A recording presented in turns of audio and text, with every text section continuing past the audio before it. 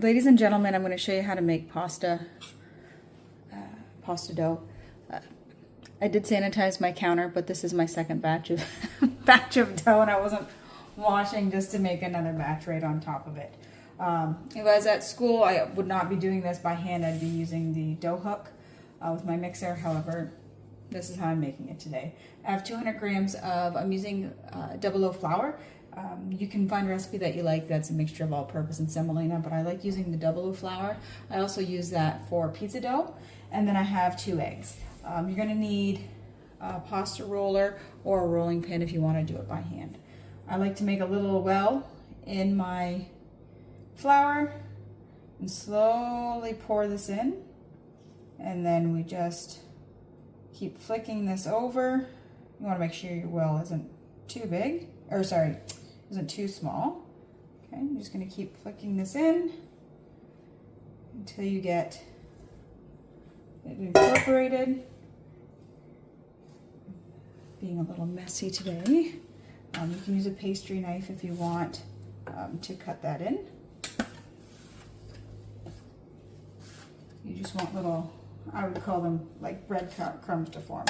Once it's incorporated and the breadcrumbs, it looks like breadcrumbs forming, then you're going to be able to knead it by hand. Again, if you're kneading by hand, make sure your hands are clean.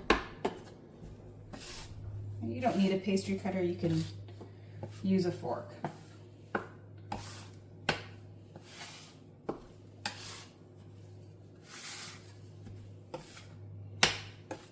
See those breadcrumb, what I would call, they're not actual breadcrumbs, but it's what I would call a breadcrumb look.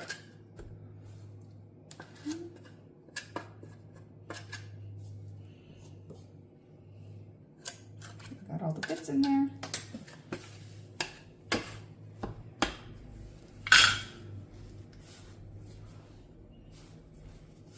Now you can start kneading by hand. You're just going to push it flat.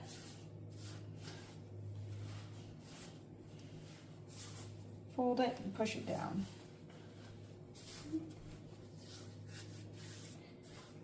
Fold it on top and push. This is going to take about, I'd say about 10 minutes or so to get the texture that I want. If it gets messy, don't worry. It's going to happen. Okay? Just keep mixing. Working it in. This is, you're going to get your workout for the day. You don't have to go to the gym. Okay, just keep rolling it, change the direction, roll it down, push it in on itself. See it's starting to form. Okay, we're going to get that all mixed in.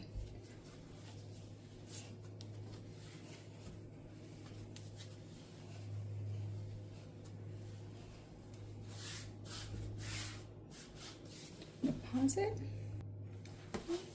Just keep working it. It's going to get tough.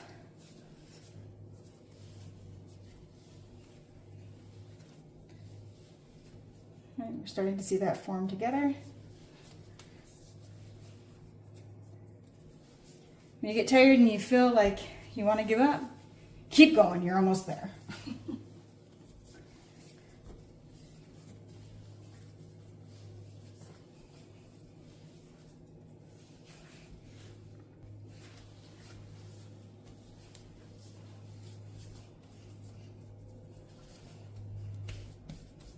All right, I'd say that's good. It's got a nice little shine to it.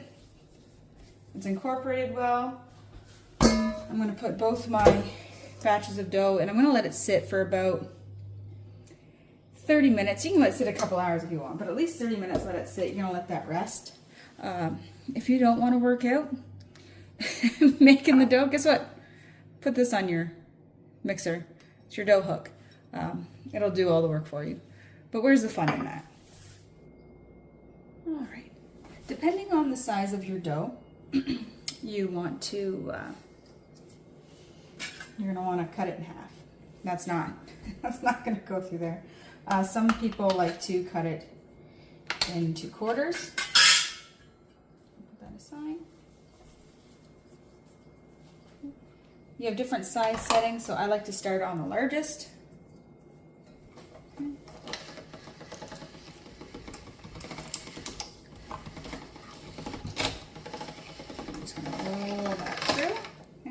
I like to do it a second time.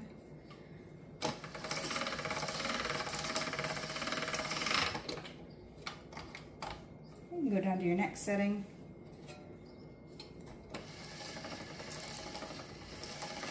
Okay, you don't want it to do that. You don't want it to go in sideways. It'll bend, it'll get caught on the side. I did that so you could see that. Okay. You want to try to get it in. Right.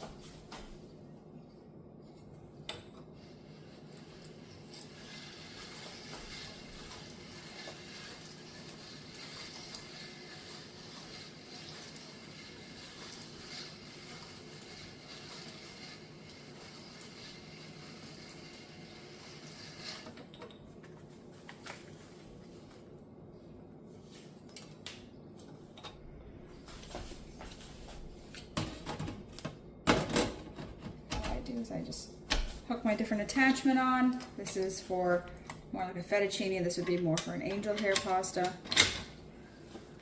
I will use, actually, just to show you how it works.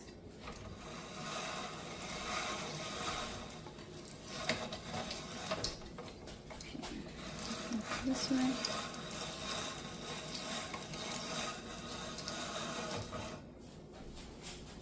You're going to want to dust that with a little bit of flour. If you're making a ravioli using the tray, you just make sure that your tray is, or your pasta sheet is a little bit larger than your tray. And you don't want to overfill.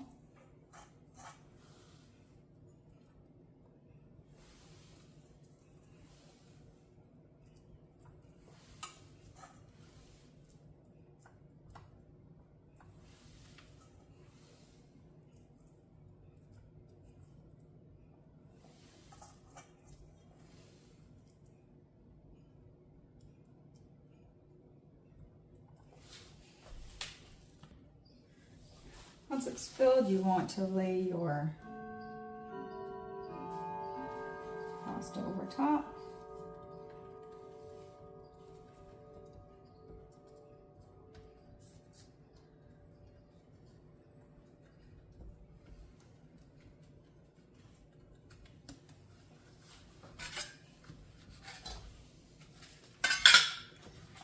And you can take the roller and gently